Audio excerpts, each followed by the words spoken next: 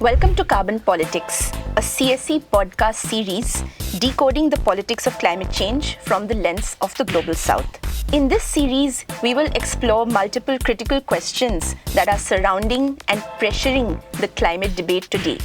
What happens next on multilateralism, or where is the current trade system going? And how does the global financial architecture need to be reformed?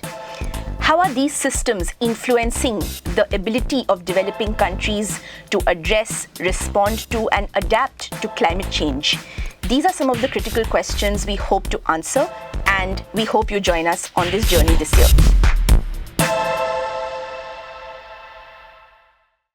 Hi everyone, welcome to another episode of Carbon Politics, a video podcast by CSE.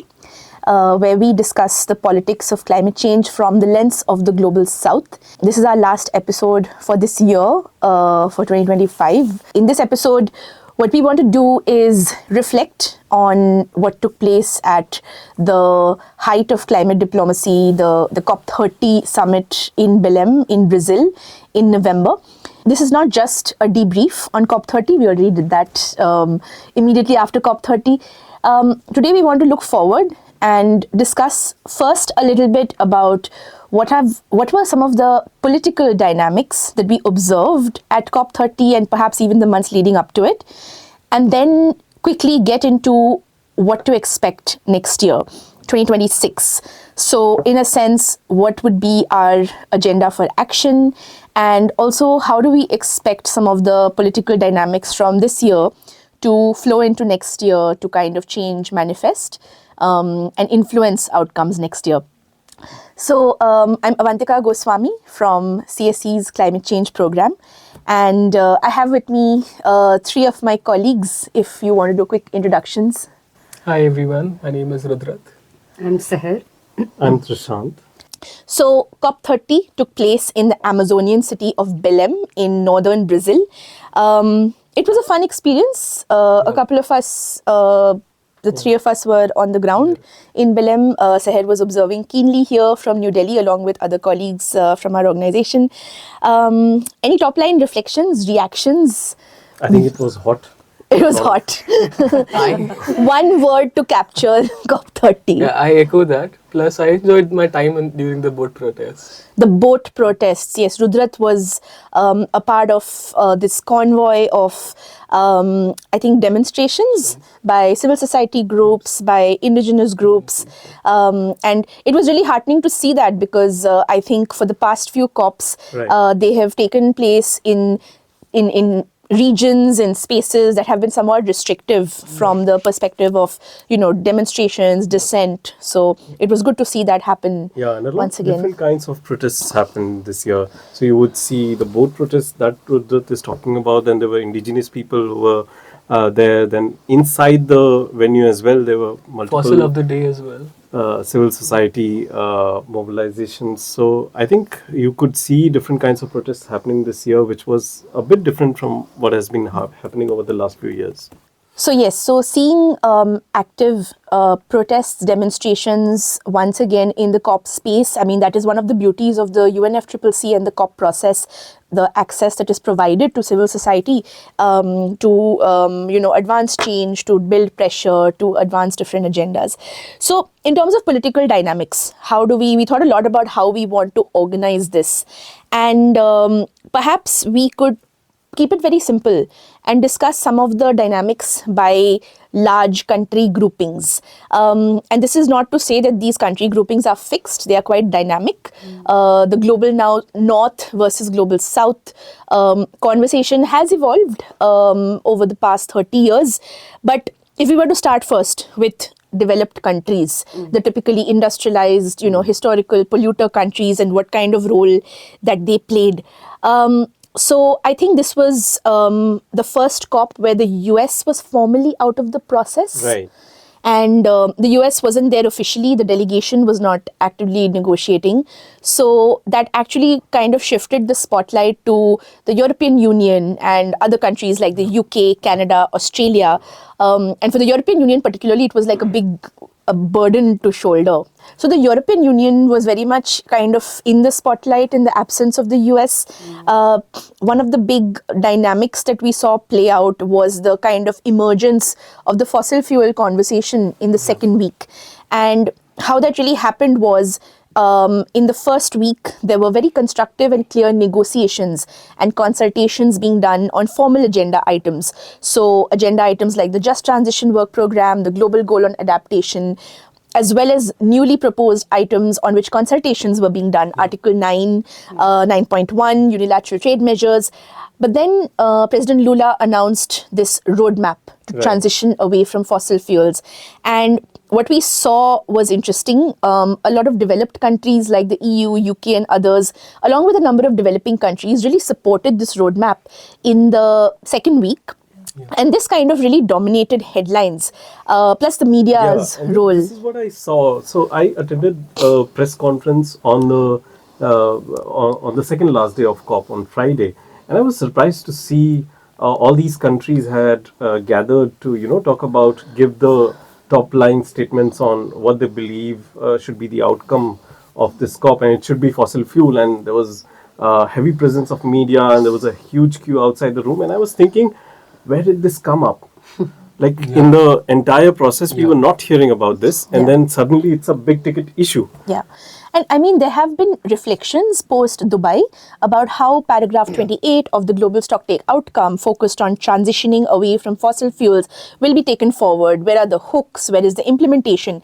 But the insertion of a roadmap like this in the second week as a non-negotiated item, I think it put a lot of other countries on the defensive. Right. And it created an atmosphere where it then became about blockers versus the high ambition groups, where, I mean, at this point, we are quite aware that the realities on the ground are quite different. We know, for example, a lot of the tactics that countries like, let's say, Saudi Arabia or Russia deploy.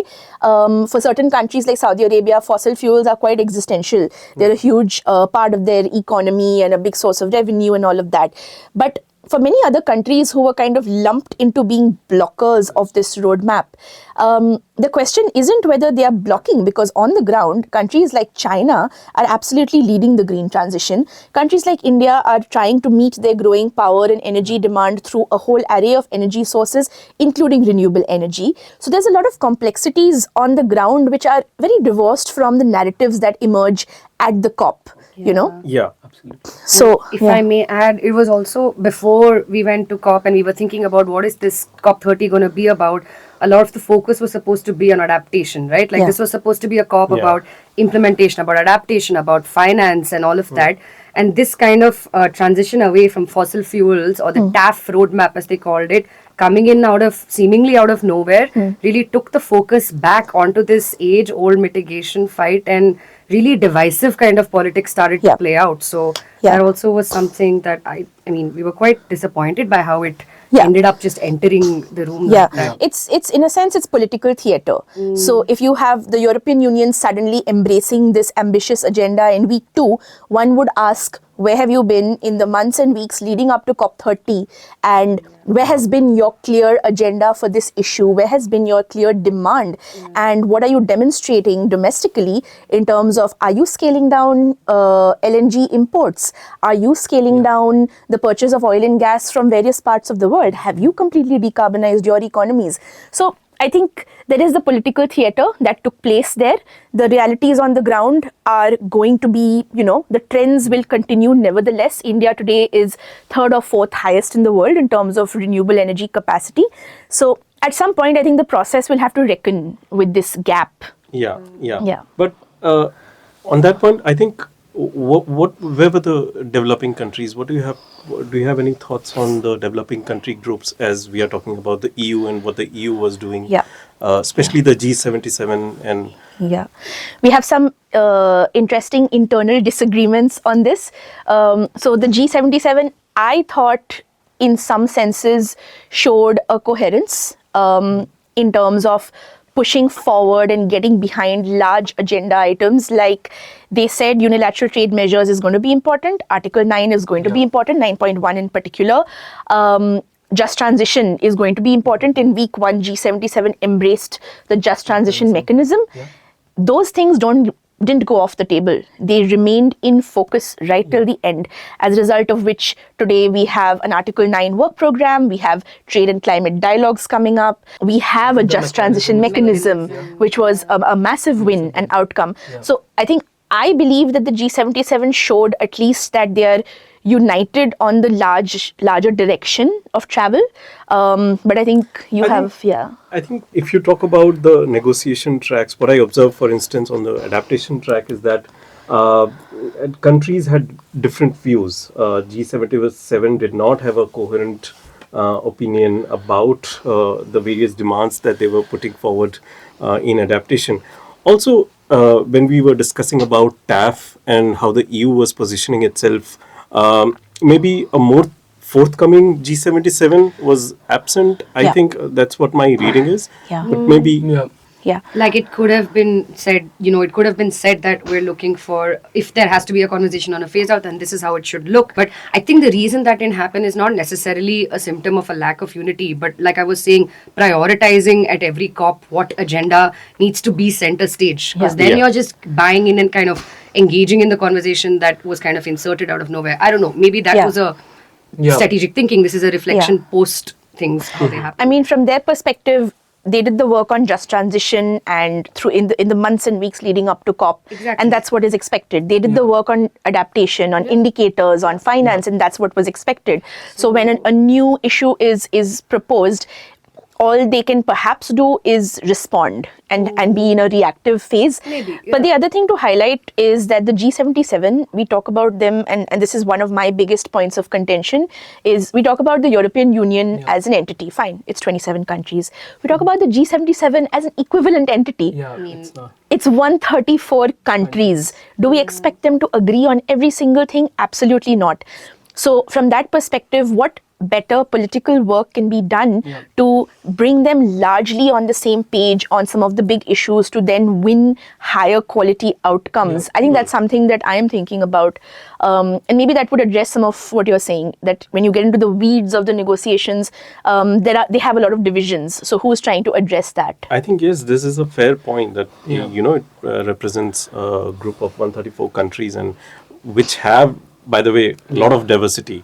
So we cannot keep them on the same pedestal as the European Union. So that comparison is somewhere off. So the G77 united behind the just transition mechanism. So any observations on how kind of G77 helped to build up the details and nuances and positions in the time leading up to COP and even at COP? I think they were very clear in what they were going to ask, which was how do we facilitate knowledge sharing? How do we seek technical assistance on initiatives from the ground that are perhaps fragmented? So those were very clear demands that they had from their own side. Right. And of course, civil society played a huge role in winning the just transition mechanism. So you have kind of the role that the developed countries played, the G77 presence, but then a very significant presence, which was CSOs. So how did that kind of play out for just transition? They prioritized the mechanism very clearly, and they wanted the mechanism to be the agenda item for us to move forward with, because that is what can also bring countries together, because it is a win-win for everyone. So that is what their priorities were. So we saw that a very kind of hopeful display where around the world in so many multilateral, plurilateral processes which have become increasingly opaque, the COP at least remains a space where CSOs can actually build pressure, influence outcomes, advance certain agenda. So that was, I think, a great sort of indicator. I think it was quite evident within the rooms and outside the rooms as well. So in terms of like the demonstrations, the press conferences, all indigenous groups had also... groups perhaps also went into the waters of Belem and created a show of solidarity against extractive agriculture systems and big mining companies. So that was a huge moment to experience. So what is next? Since this episode is about beyond Belem, what are the big things to expect? So next year, I think there's been a lot of homework that has been produced in a sense from this COP. So do you want to kick us off on some of the big headers, or at least one big header, which is finance? Yes, I can do that. I think there was, last year COP29 Baku was all about finance. This year it wasn't talked about that way. It wasn't a finance COP, but finance was important in every room. Yeah. So, and that's not very surprising to those of us following closely, but I think it's important to highlight that it became a point of contention again. So, two really important hooks that we will be following up on as well. I think number one, as you mentioned, is this Article 9 work program. So, it's a 2-year work program on Article 9 of the Paris Agreement, which developing countries really wanted and were pushing for since the mid-year talks and the legacy of COP29 last year. It's basically that section of the Paris Agreement which makes explicit the legal obligation of developed countries to provide finance to developing countries. Sorry, that's 9.1. Article 9 on the whole, however, is now going to be converted and discussed under a work program. The developing countries may have seen this as a bit of a dilution, but as civil society and or at least us, we think this is still a win. We think it's good that there's going to be a dedicated space to discuss the finance needs, the public finance needs, and maybe even the mobilization question for climate finance and for developing countries, which is Article 9.3. I mean, a space is what you make of it and how you use it. So you have a work program. It provides that platform to then highlight whatever is most crucial. Correct. So I think if the G77 and China countries kind of get their agendas coordinated on this, it can actually be a constructive space to advance a lot of important things. I completely agree with that. So that's one really good hook for the next year itself and the next 2 years that we're looking forward to. And the second one is also relatedly another finance hook, which is the Article 2.1c, which is not that high up on the finance agenda per se, because isn't it the one thing everyone agrees on, which is that they don't know what it means. They don't know what it means. Yeah, exactly. But 2.1c, to try and just demystify it in one sentence, is the ask, again, within the Paris Agreement for making all finance flows consistent with low carbon development pathways. So that means looking at financial entities and financial stakeholders and regulators at the international, national, subnational level, and trying to make all finance inclusive of the Paris question or make it Paris aligned. So there's going to be some dialogues and talks on that as well, and some high level ministerials. So we're looking forward to kind of keep an eye on that and also push for the equity driven asks that as civil society we have. I think I'll stop there. Just transition mechanism, what's next? So it's important to also know we did got the mechanism, but it's not established yet. We have developed it, but as you said, it is what we make of it. We have decided to develop it. We have decided to develop it, but as you said, it is what we make of it. So it will be during Bonn that the modalities, what the structure of the mechanism will be, what are the principles and how do we operationalize it is something that will be discussed and passed on to Bonn for future decisions. Trade. So trade is an important issue for us. We've been tracking it for the past 3 years, and now it has really come to the center stage in a way. What the trade issue basically is about, one of the important things is something called as the unilateral trade measures, such as the EU's carbon border adjustment mechanism, which has really caused a kind of like started a debate or a discussion around whether the intersection of trade and climate needs to be discussed at some point. So that is the starting point of the trade issue. And so what we saw at COP30 is that we finally have these 3 years of dialogues on trade and climate, starting with the first one at Bonn in the coming year. So I think it will be a very important space. So first of all, trade has now formally entered the climate arena. After the longest time of discussing, should this be at WTO, should this be at the UNFCCC? It was written into Article 3.5 of the UNFCCC, but it's now being discussed within the COP and SB process. So this will really provide a space for countries to raise their concerns, their challenges, their grievances, or what constructive solutions can look like for the way forward. So it's something we definitely support. So start of something. Transition away from fossil fuels. So it was announced at the end of COP30 that the transition away from fossil fuels roadmap will not be in the official process, but it will be a parallel process Brazil wants to now initiate. And soon after that, President Lula announced that he wants a national roadmap for Brazil to transition away from fossil fuels. At the closing plenary, they also linked this parallel roadmap to Colombia's upcoming conference on equitable phase out of fossil fuels. So that's happening when? It's in April 2026 is when it is scheduled for. So I think, again, this is where developing countries should put forward a very constructive, proactive agenda. Don't just sit back. Don't just kind of say it's only about, it is about equity and common but differentiated responsibilities, but how do we move forward with that? Right. What is the agenda that we actually want? So I hope we see some proactive action from developing countries to lay out what is the equitable vision for this that they really see. Right. Operationalizing equity, as we've said in the past. What does that actually look like? Yeah, instead of always kind of being backed into a corner and then we devolve into this ambition versus blockers kind of thing. And the last sort of big agenda for next year that we are very excited about, this is something that our recent set of research has also been focused on, is this issue of green industrialization. It's great that this is finally coming into the multilateral climate cooperation discussion.